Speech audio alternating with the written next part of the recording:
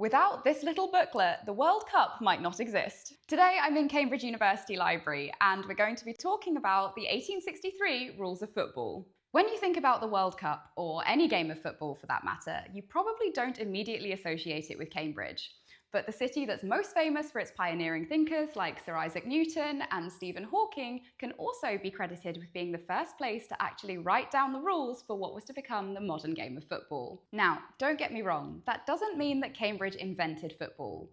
Games that involved kicking a ball around and bore some resemblance to football have been around since around the 2nd to 3rd century BCE, with the first example that we know of coming from China.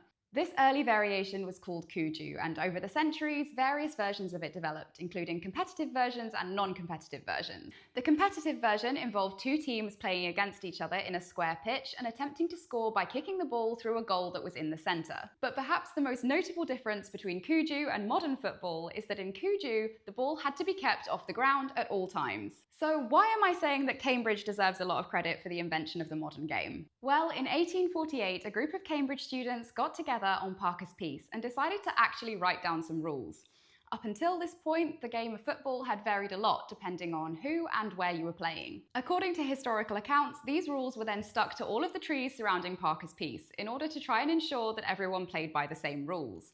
And according to an account from 1897, it actually worked, although it's really hard to imagine that there wasn't any resistance to this at all. Unfortunately, no copies of the 1848 rules survive.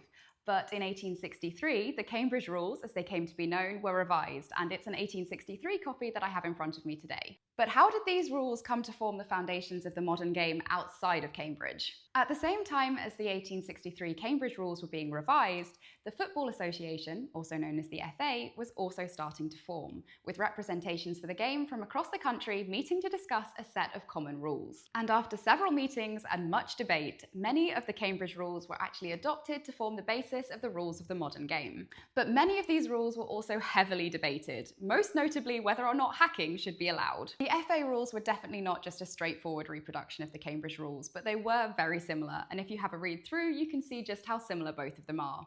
This booklet actually contains both the Cambridge rules from 1863 and also the FA rules.